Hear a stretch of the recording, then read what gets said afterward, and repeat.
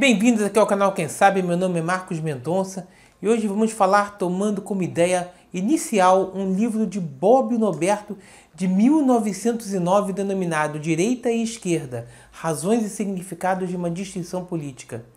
Ele fala muito em relação ao parlamento italiano da época, mas podemos levar muito do que ele discute até os nossos dias atuais, durante essa nossa conversa aqui. Vamos entender essa coisa de direita e esquerda. Vamos criar polêmicas, sim, vamos criar polêmicas, senhores, mas sempre com o intuito de levar conhecimento e cultura. Conforme o livro Direita e Esquerda, são termos contrários, demonstram o contraste entre as ideologias e entre os movimentos que dividem os universos, fazendo com que os mesmos sejam conflitantes entre si. Dentro disso, podemos afirmar que nenhum movimento pode ser de esquerda e de direita ao mesmo tempo. Sartre, ou melhor, Jean-Paul Charles-Aimard Sartre, filósofo, escritor e crítico francês, nascido em 1905 e falecido em 1980, falava que direita e esquerda não poderiam simplesmente serem traduzidas em ideologia. Isso seria simplificar demais, mas assim seriam programas contrapostos, lembrando que eles não apenas são relativos a ideias, mas também a interesses e valores a respeito da direção que a sociedade deve então seguir. Podemos também definir direita e esquerda como progressistas e conservadores, sendo os denominados progressistas como a esquerda e os conservadores, obviamente, a direita. Que com isso fazem com que se tenha diversos tipos de grupo de opinião e por muitas vezes eles se contrapõem, ou seja, agem com interesses diversos. Muitas vezes um ponto pode superar o outro, mas existem momentos históricos e de interesses que direita e esquerda se unem. Até parece uma brincadeira, mas é um fato raro. Mas, pois como eu disse, são ideias opostas. Mas, novamente, tem casos que a convergência de valores e objetivos pode realmente acontecer. Dentro do modelo de direita e esquerda, surge, então, o que todos nós conhecemos como centrão, ou simplesmente centro, que, por definição, não seria nem de esquerda e nem de direita. É como um modelo em cima do muro para a gente poder dar uma simplificada. O que torna o centro interessante é que ele pode pender para qualquer um dos lados conforme o seu interesse. Nesse caso, vamos ter o que dizemos como centro-direita, quando ele tende, obviamente, para a direita, ou centro-esquerda, quando ele tende, obviamente, para a esquerda. Uma das premissas do centro seria o de impedir uma batalha de interesses políticos ou sociais entre a direita e a esquerda, no qual elas se consumissem, gerando então uma perda para a sociedade. Mas por muitas vezes e por questões de interesse, não é isso que vemos, e sim a tendência ideológica que mais agrada. Lembre que o centro veste a capa que lhe interessa. Na Itália, vou dar um exemplo aqui, tinha um Partido Verde. Eu não tenho certeza se esse partido continua até hoje. Talvez até continue, mas sei lá, nos 1900 eu vou, garoto. Ele tinha uma característica bastante interessante. O partido em si se dizia como transversal. Afinal, o que significaria isso, transversal? Isso significa que seria o centro na sua forma mais absoluta de ser. Ele ia da esquerda para a direita, ou mesmo da direita para a esquerda, conforme o interesse político e social.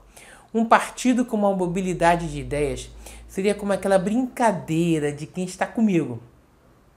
Uma hora um amigo está ligado a uma determinada posição de um outro amigo.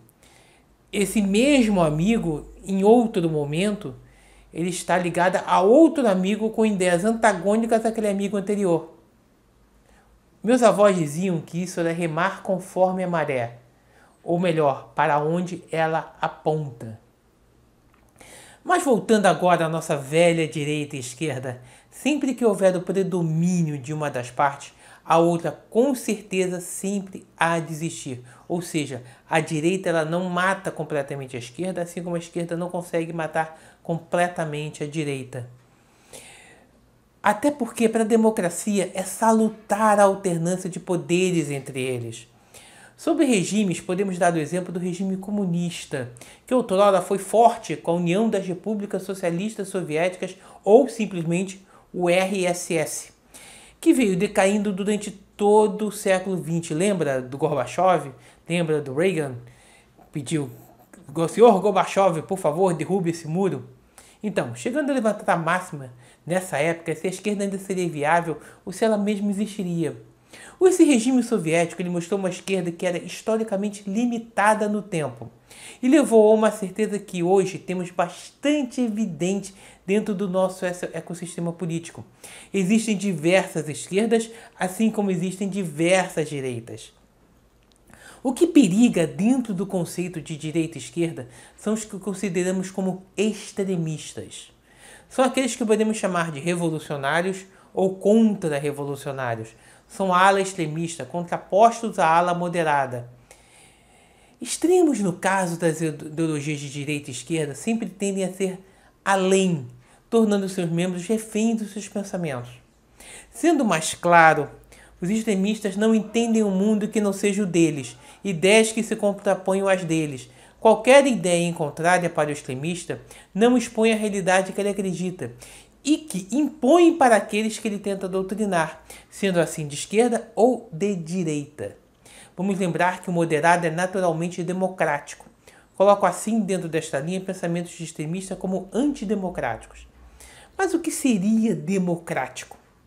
Em democracia se fala em pluralidade de ideias, ou seja, várias ideias, vários conceitos, várias vias, vários caminhos para onde a sociedade pode se deslocar e gerar um diálogo que seja construtivo para a sociedade poder caminhar.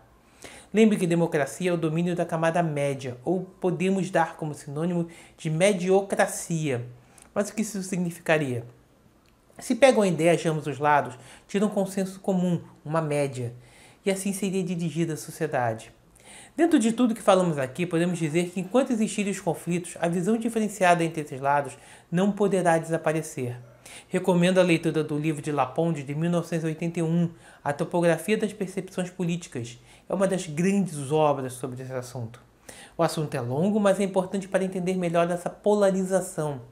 Vocês por acaso têm ideia do que seria dimensão vertical e dimensão horizontal na política? Em termos mais simples, dimensão vertical é a relação dos governantes com os governados, e dimensão horizontal é a relação entre os governantes. O dualismo é algo mais universal do que simplesmente e apenas o sistema eleitoral, cuja base é o princípio da maioria sobreposto sobre uma minoria em uma decisão coletiva. A direita, por exemplo, é predominantemente religiosa, a esquerda é muito ligada ao ateísmo, sendo baseada em pesquisa isso de Laponce, que viveu entre 1925 e 2016. Lembre que o conceito da direita pregou é sempre nada fora contra a tradição e tudo na e pela tradição.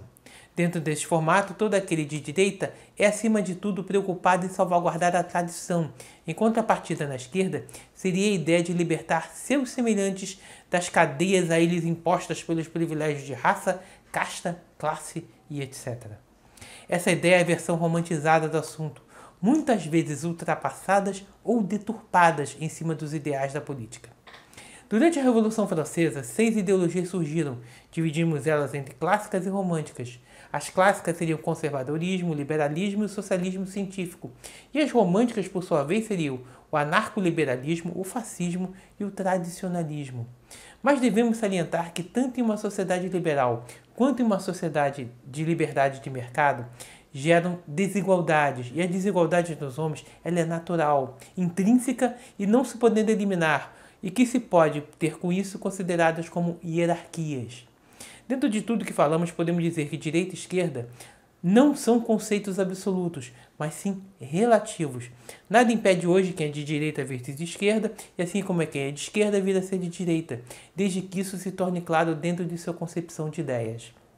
Dentro da política, essa transformação chama-se de esquerdismo ou direitismo de uma sociedade, quando as ideias se tendem para um determinado lado ou quando mesmo uma classe de pessoas migram para qualquer um dos lados. Eu acho que eu consegui dar um nó mental em todo mundo aqui, mas ao mesmo tempo eu espero ter esclarecido muito desses conceitos, sem entender a nenhum dos lados, ambos de esquerda ou de direita. São ideologias que podem ser práticas ou não, podem ser plausíveis ou não, e nisso fica a liberdade de escolha das pessoas por optar por ambos os lados e produzir conteúdo que geram um progresso dentro da sociedade em que vivem. A construção do mundo sempre será de antagônicos que se completam em busca de um objetivo maior. Terminamos. Se gostaram, divulguem, espalhem, se inscrevam. Aqui não é um canal político de nenhum lado. Aqui é cultura, conhecimento e somente isto aqui será divulgado sempre. Mostrando a história como foi, o conhecimento como deve ser visto, dando a livre escolha às pessoas de caminhar no caminho que melhor escolher. Fiquem com Deus, até uma próxima. Tchau, tchau!